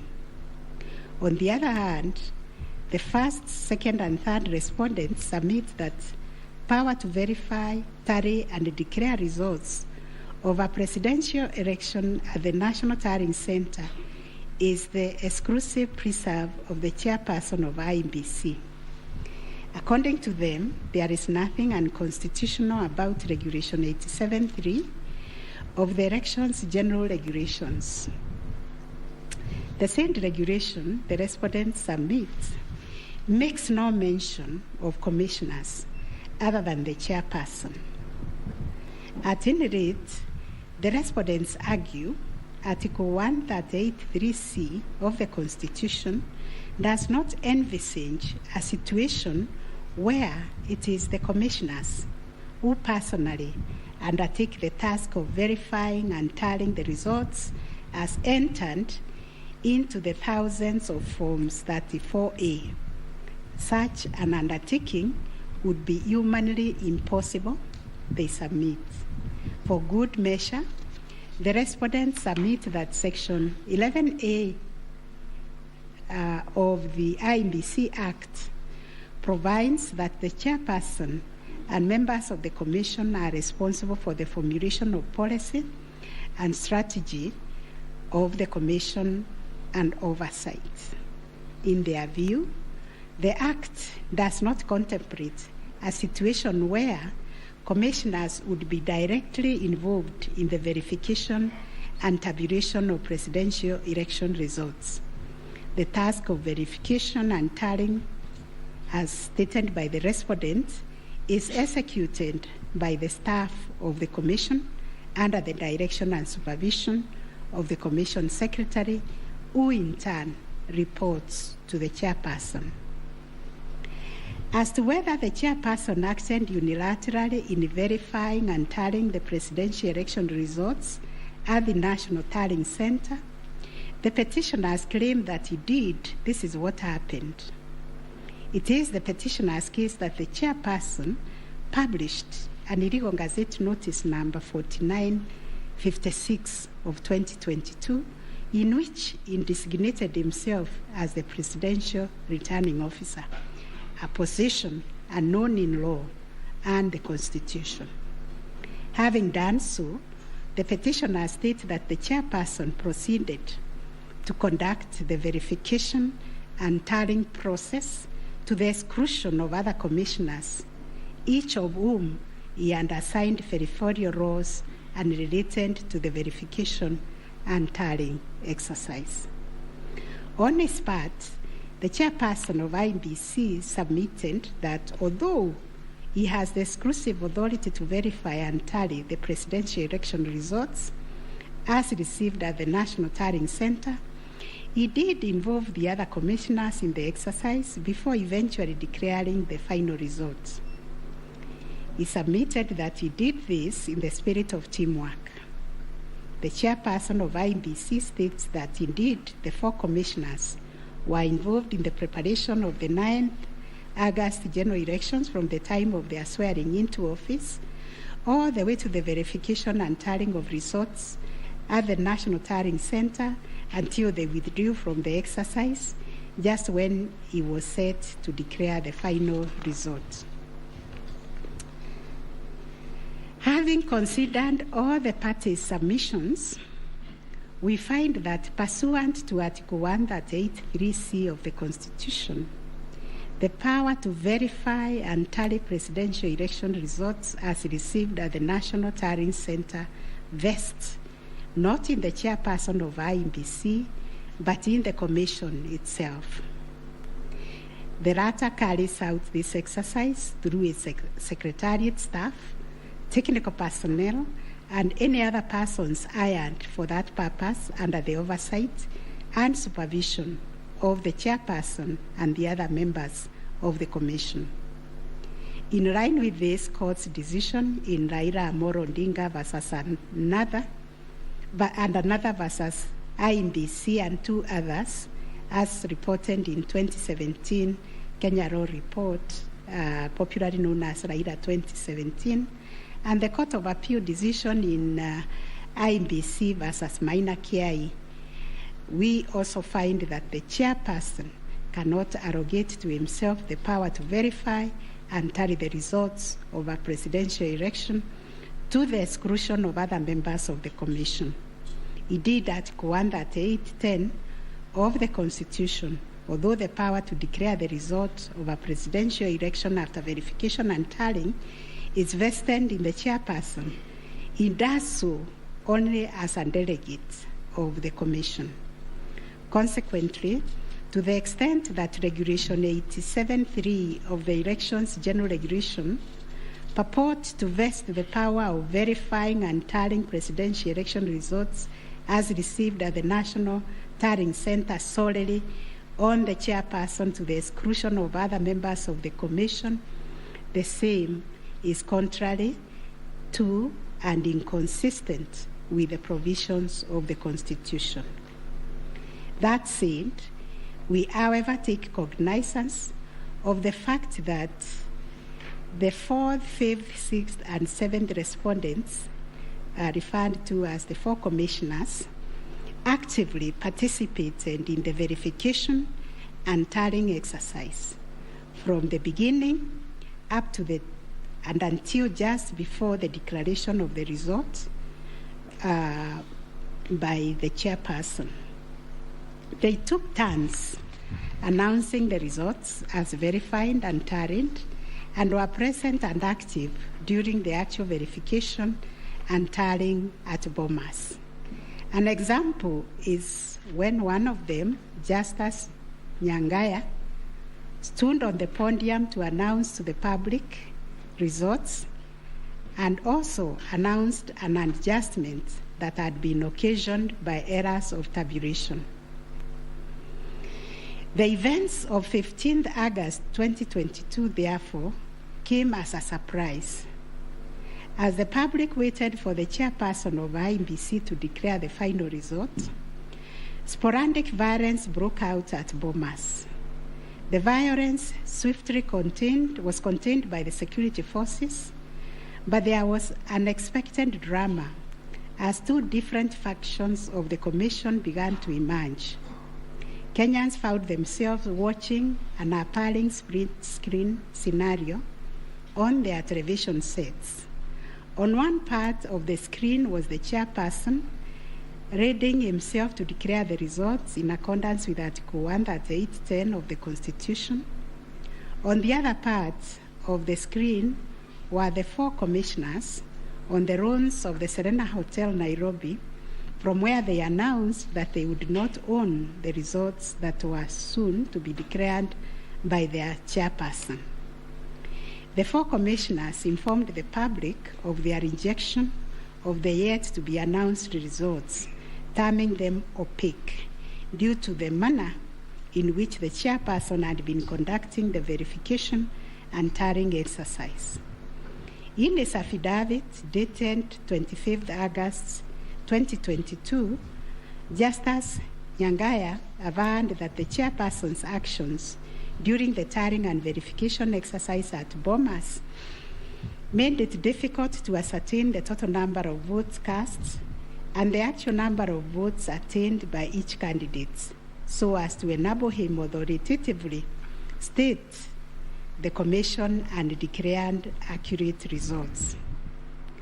All the petitioners have anchored their arguments for the nullification of the 9th August presidential election in Taharia on the walkout from the Bomas by the 4 commissioners.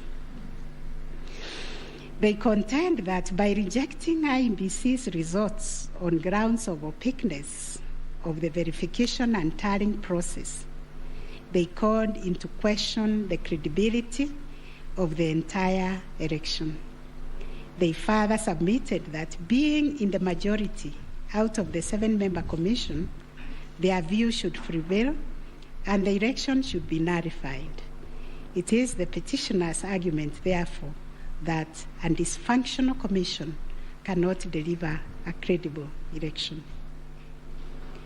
We note that apart from their 11th hour denunciation of the verification and tallying process and their averments regarding the conduct of the chairperson, the 4 commissioners have not placed before this court any information or documents showing that the elections were either compromised or that the result would have substantially differed from that declared by the chairperson. Critically, they have not explained why they participated in a verification process when they knew that it was opaque up until the last minute. Indeed, at the Serena Hotel press briefing, the 4 commissioners acknowledged that thus far the entire election had been managed efficiently and credibly. The chairperson on his part did not make matters any better by maintaining a stoic silence, even as things appeared to be falling apart. All this, in our view, points to a serious malaise in the governance of an institution entrusted with one of the monumental tasks of midwifing our democracy, an institution that obviously needs far-reaching reforms, of which we shall say more in our detailed reasons. But are we to nullify an election on the basis of a last-minute boardroom rapture, the details of which remain scanty and contradictory between the chairperson of the commission and some of its members? In the absence of any evidence of violation of the Constitution and our electoral laws, how can we upset an election in which the people are participating without hindrance, as they made their political choices pursuant to Article 38 of the Constitution? To do this would be tantamount to subjecting the sovereign will of the Kenyan people to the quorum antics of IEBC. This we cannot do. Clearly, the current dysfunctionality at the Commission impugns the state of its corporate governance, but does not affect the conduct of the 2022 election. In view of the foregoing, we are satisfied that notwithstanding the divisions apparent between the chairperson and the 4 commissioners, IEBC carried out the verification, tallying, and declaration of results in accordance with Article 138(3)(c) and 10 of the Constitution. Issue number 7, whether the declared President-elect attained 50+1 of all the votes cast in accordance with Article 138 of the Constitution.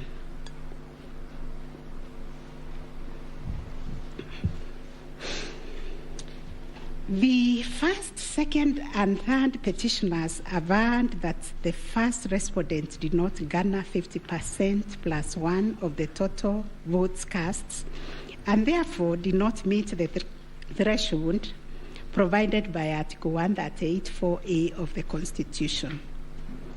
They anchored their claims on the basis that in order to determine whether a candidate has attained 50%+1 of the votes cast, this ought to be calculated based on the total number of votes cast, excluding rejected votes.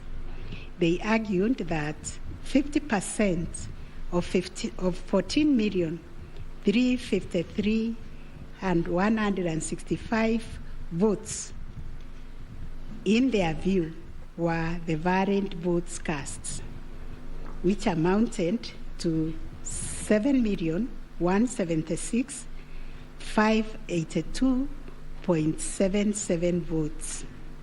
They therefore contended that by attaining 7.176141 votes, the first respondent did not meet the constitutional threshold to be declared president-elect.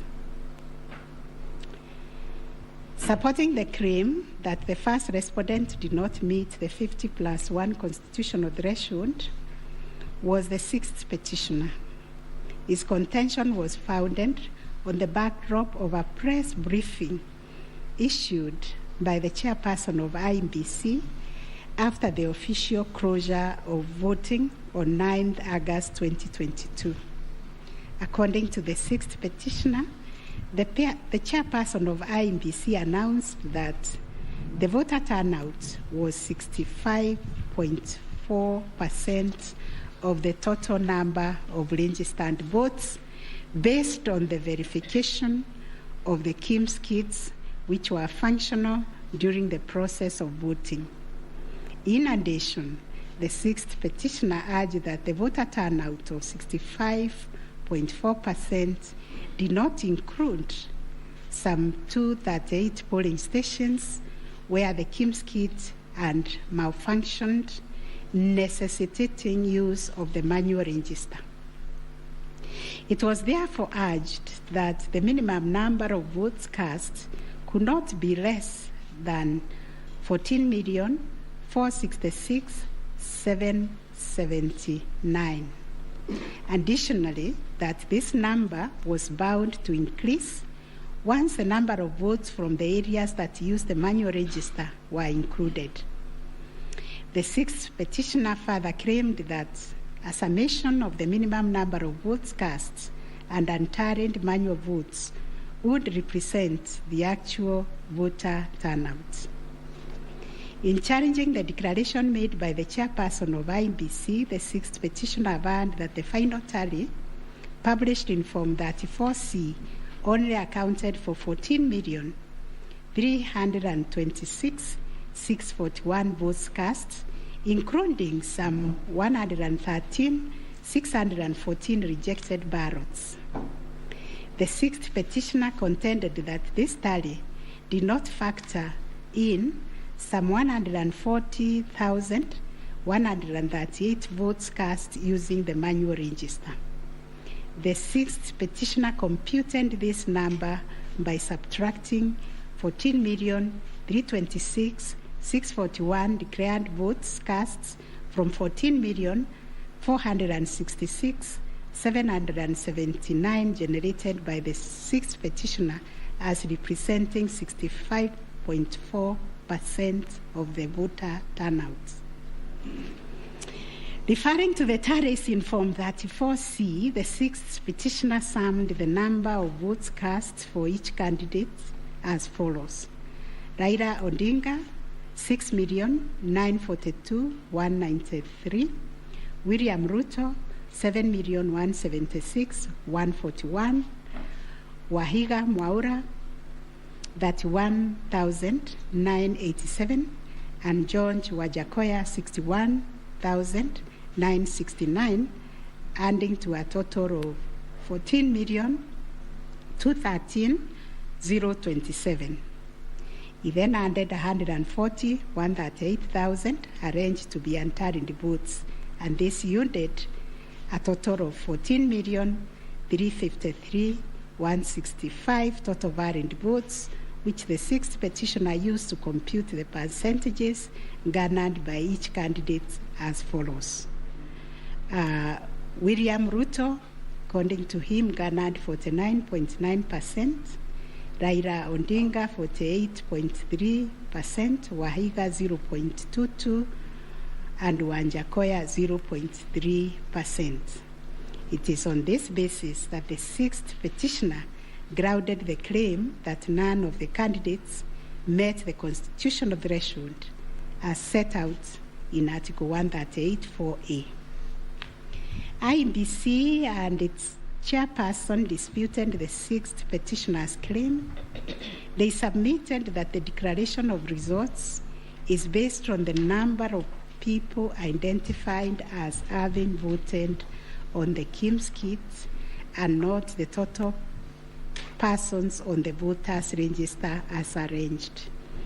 They contended that the final voter turnout, comprising of the voters who were identified through the KIMS kit and those who voted manually, was 64.76% and not 65.4% as arranged by the petitioners. They urged that the announcement earlier by the chairperson of IEBC on 10th August 2022 was immediately clarified during the same press briefing.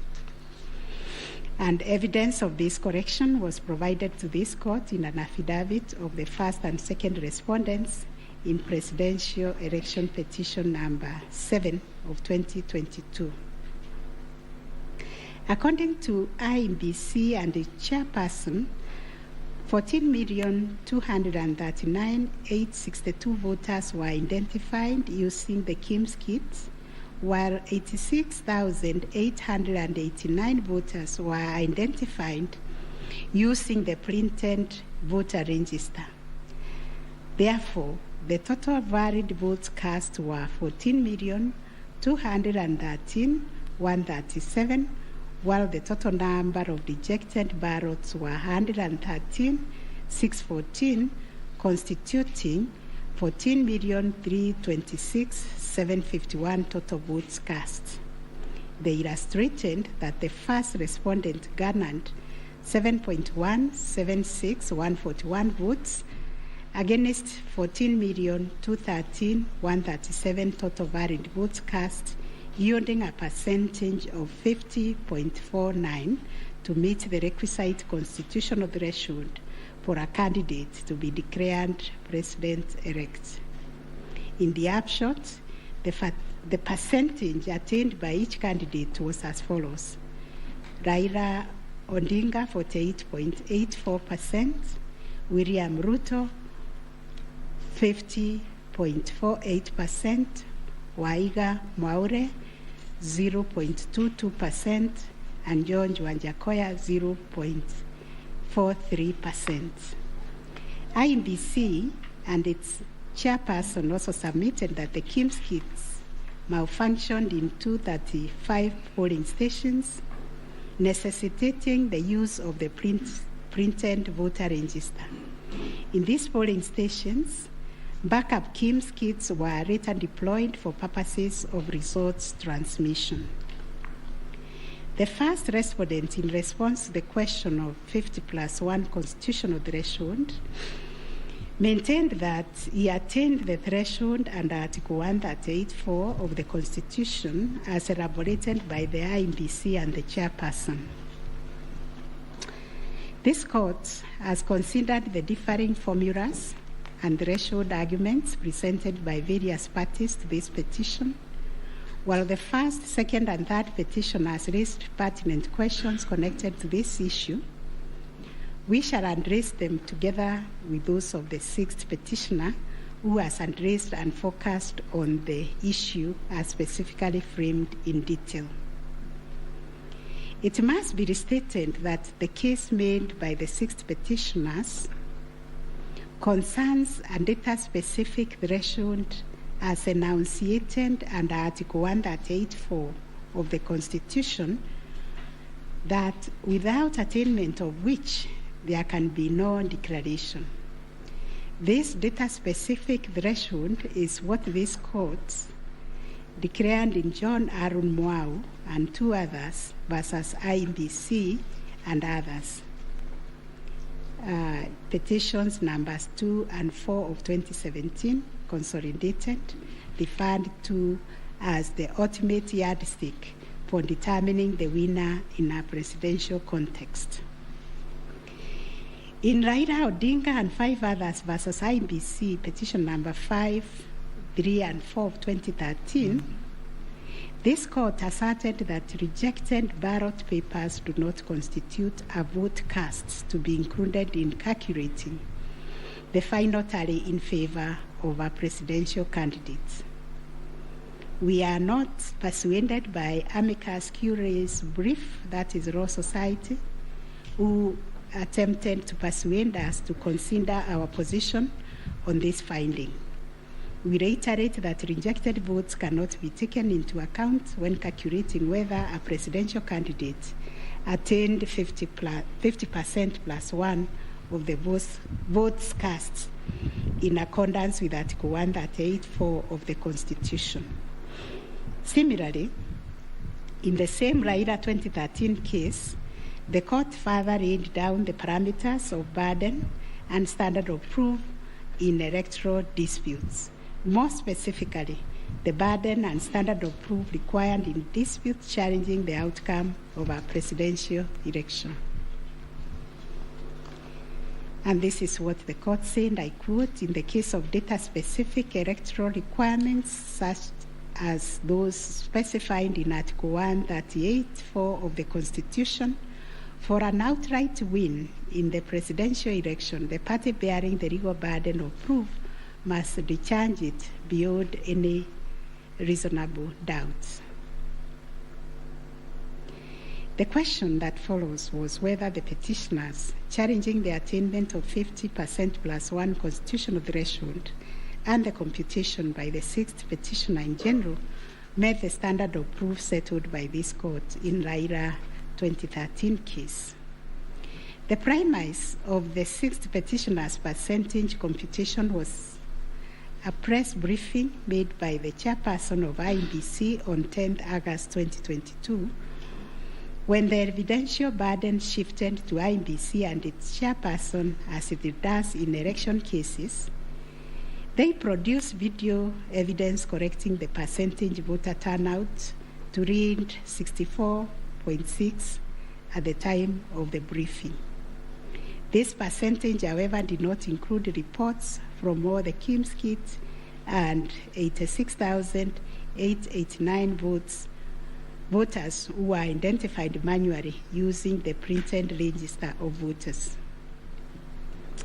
In our view, the assertion by the 6th petitioner that the percentage voter turnout was firstly predicated on the uncorrected percentage given by the chairperson of IBC was negated by evidence adduced to prove the correction. Secondly, the 6th petitioner based his percentage of voter turnout on the total number of registered voters, while the chairperson of IBC made reference in the press briefing to the number of registered voters who were identified through the Kim's kits progressively. The 6th petitioner also asserted that rounding off of votes cast in a presidential election as a means of assessing the threshold under Article 138(4) of the Constitution kills and bars voters, which is illegal and unconstitutional. We have deliberated on this proposition and found that it is not mathematically sound and that the rounding off done by IBC and the chairperson was correct. Consequently, we find that the petitioners did not provide a watertight case to warrant the setting aside of the results of the presidential election on the basis of not having met the threshold provided under Article 138(4)(a) of the Constitution. On the voter turnout, therefore, we find that the formula predicated on the number of voters identified through KIMS kits progressively and used by IEBC and the chairperson to generate a percentage of 64.76% was correct. Having settled the issue of voter turnout, we must ask ourselves whether in the making of the declaration, the chairperson of IEBC applied the formula in Article 138(4) of the Constitution, which is total votes cast less rejected votes divide by 2 must always give 50% plus 1 vote. Given the numbers that were presented to us by IEBC and the chairperson, this will translate to 14,213,137 divided by 2 plus 1, which makes 7.106569. The question that must inevitably follow is whether this formula, when applied, will confirm that 7,106,569 votes is less than 7.176,141, which represents the number of votes received by the first respondent.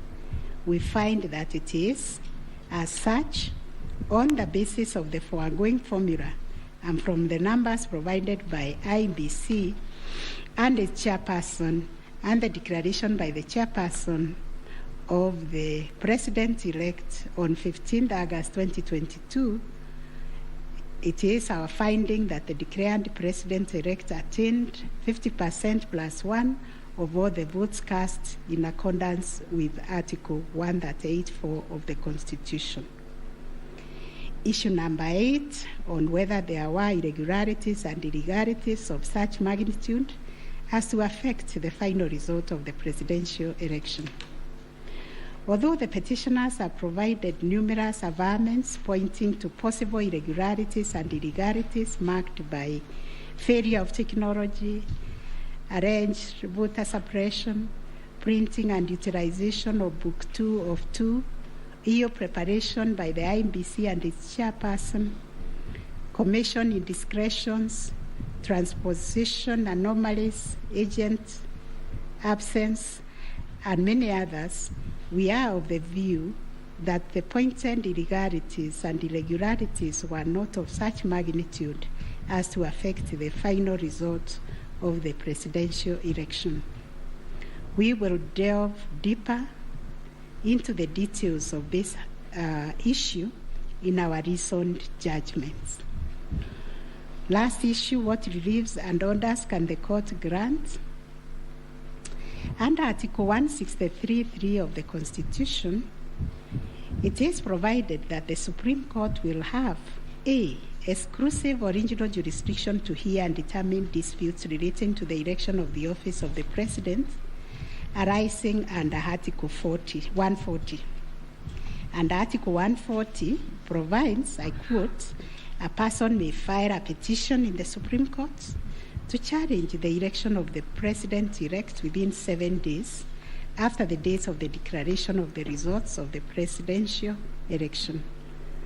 2, within 14 days after the filing of a petition under Clause 1, the Supreme Court shall hear and determine the petition, and its decision shall be final. If the Supreme Court determines the election of the President-elect to be invalid, a fresh election shall be held within 60 days after the determination. In exercising its jurisdiction pursuant to these provisions, the court sits as an election court with a mandate to determine the validity or otherwise of the election of the President-elect. it is clear to us that the jurisdiction of the court is quite circumscribed in terms of the orders or reliefs it can grant following the hearing and determination of the election petition under Article 140 of the Constitution. In the event the court determines that the election of the president-elect is invalid, it must make an order nullifying the election. Consequently, it has also to make an order directing IEBC to hold a fresh election within 60 days after the determination. Should the court determine that the election of the president-elect is valid, it shall issue a declaration to that effect. The court has then, as a matter of course, to make an order dismissing the petition with or without cost, as the case may be. In the strict sense, therefore, these are the only orders that the court may make under the Constitution. The court cannot assume jurisdiction that goes beyond the purview of Articles 163(3) and 140 of the Constitution. However, nothing stops the court from issuing orders or reliefs by way of recommendations. Indeed, since 2013, this court has issued many recommendations arising from the determination of 3 petitions challenging the election of the president-elect. The recommendations are meant to improve our electoral landscape and hence aid in the development of our democracy. In this regard, this court has been greatly aided by the contributions also of the amici curiae, and the court places a heavy premium on those briefs that were filed and those which were admitted. The final orders made by the courts. This is a unanimous decision of the court, and we make the following orders. 1, the presidential election petition number E005 of 2022 as consolidated with the presidential election petition numbers E001, 2, 3, 4, 7, and 8 of 2022 are hereby dismissed. As a consequence, we declare the election of the first respondent as president-elect to be valid under Article 143 of the Constitution. This being a matter cutting across the public interest, we order that each party do bear their own costs. It is so ordered. And finally, the court has asked me to also acknowledge, although we'll do it in the long draft, the enormous contribution made by counsel in these proceedings, and also the orderly way the counsel, all the advocates and parties conducted themselves. They remained seated throughout the proceedings. That is the judgment of the court, a unanimous one. We shall issue a media summary to help the media summarize the case. I think that is all. Thank you very much for coming.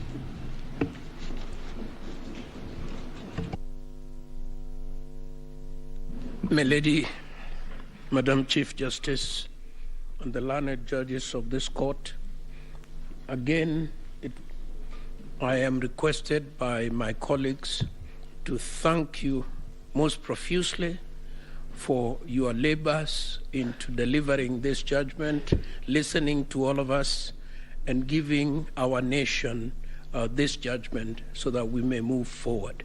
Thank you, and God bless you. It may please the court. It is not true that I asked the Attorney General Emeritus to talk on our behalf. Next time you should talk to me. Let me similarly, on behalf of the lawyers for the counsel for the first and second petitioner, thank the court and It has been a journey, worthwhile journey, sitting through these proceedings, and we thank the court for your patience and for the delivery of this judgment within the time stipulated. We thank you.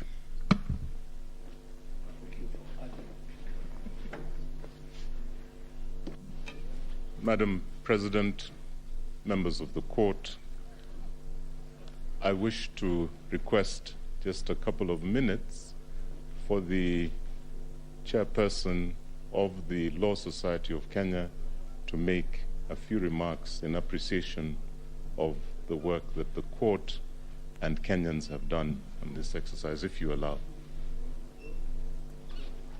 Thank you.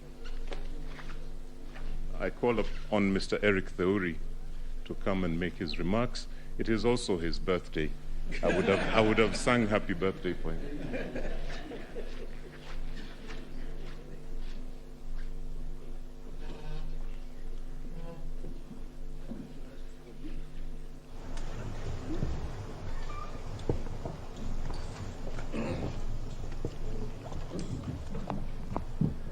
My Lord, the Chief Justice of the Republic of Kenya, the President of the Supreme Court, the Deputy Chief Justice and all the Justices of the Supreme Court, I think it would only be fair that I make my remarks after Counsel for the Respondents, Senior Fred Ngatia, makes his remarks to the court.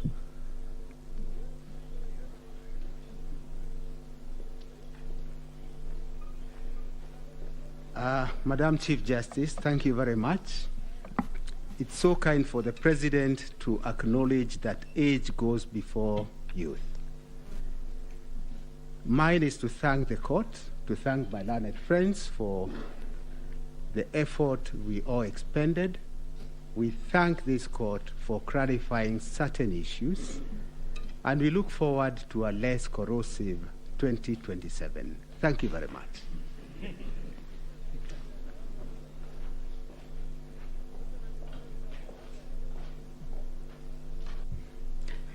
Madam Chief Justice, Madam Deputy Chief Justice, it's so nice to have two madams at the same time, and members of the court. Since there are only men talking, I decided that I should become a woman and talk. It's become too much of a male affair in here. But on behalf of I think we were the third petitioner, I wish to thank you, and you've clarified the Regulation 87.4, which I was feeling very passionately about, that it was unconstitutional from what I've heard. But thank you very much for the time you spent, and we do apologize if at times we looked like hooligans. I mean, you have said we behaved well, but we didn't behave as well as we should have. But thank you very much for your time and for delivering this judgment.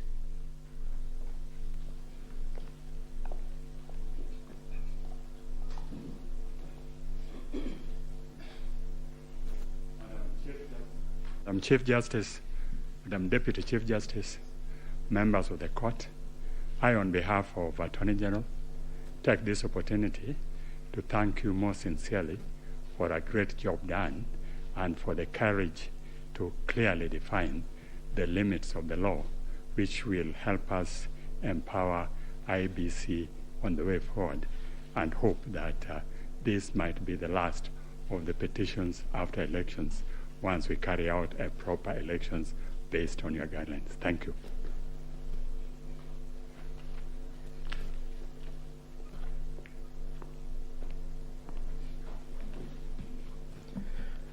The Chief Justice and the Justices of the Supreme Court, on a light note, my members would be extremely worried if we take the submissions of Senior Counsel Orengo that this should be the end on account of fees. But Baleli, the Chief Justice, on behalf of the Law Society and all the members of the society, we wish to, first of all, take this opportunity to thank the court in the manner in which it has conducted these proceedings, extremely efficient, especially in light of the really short and strict timelines that you've had, but the management of the proceedings, the manner in which the court adopted a somewhat inquisitorial nature to the conduct of these proceedings is something that as a society we have noted, and we wish to commend the court, and we do hope that the other courts, as they determine any petitions, election petitions that will go before them, will similarly adopt such inquisitorial attitude, so that we try and really enrich the process that these proceedings intend to achieve. Secondly, I wish to also thank the council, all the advocates who have appeared before you. They have demonstrated extremely high standards of decorum and courtesy, and have also demonstrated a flair for persuasion of the court, including the use of PowerPoints, and of course the now famous Pinky Pinky Ponky mimic.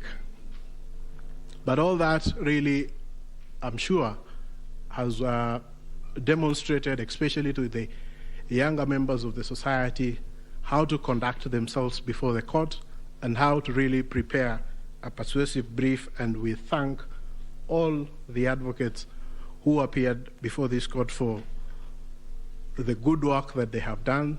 And of course, as a society, we feel extremely proud that they have been able to raise the profile of the advocates in this country a notch higher from their presentation.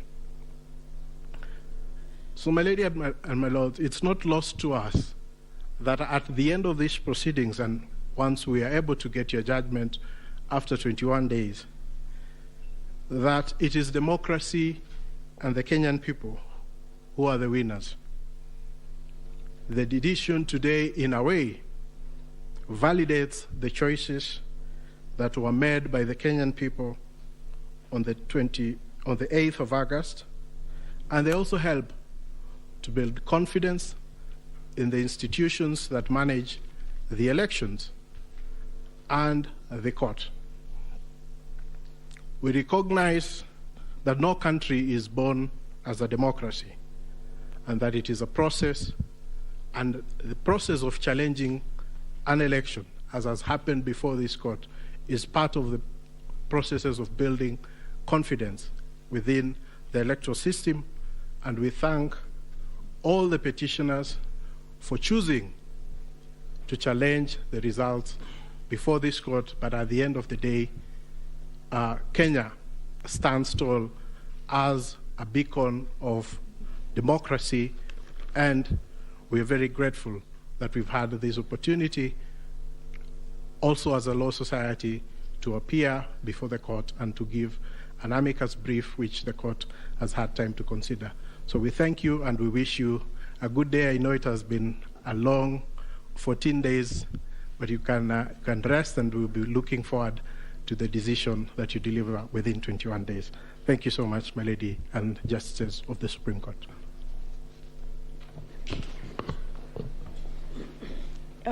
Thank you, Mr. President.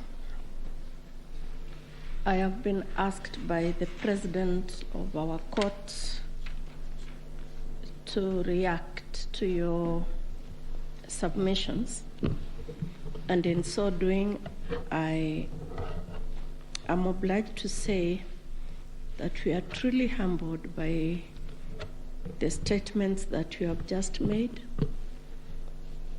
More humbled because those statements come from both sides of the divide. And thank you for appreciating what we have to do within a very short while. Thank you for appreciating that it wasn't our wish that we were doing what we were doing. We were doing the wish of the Constitution of Kenya 2010, the laws of the Republic, the facts of the cases that you placed before us, and the evidence in rebuttal. We know that, and we have repeatedly said this, the President and I, whenever we have had time to talk to you in other fora, that we are incomplete without this side of the bar. We are incomplete without the advocates. We thank you. We will get opportunity to do that in the main judgment, in the reasoned judgment. But we really appreciate your industry. We were impressed by the submissions you took.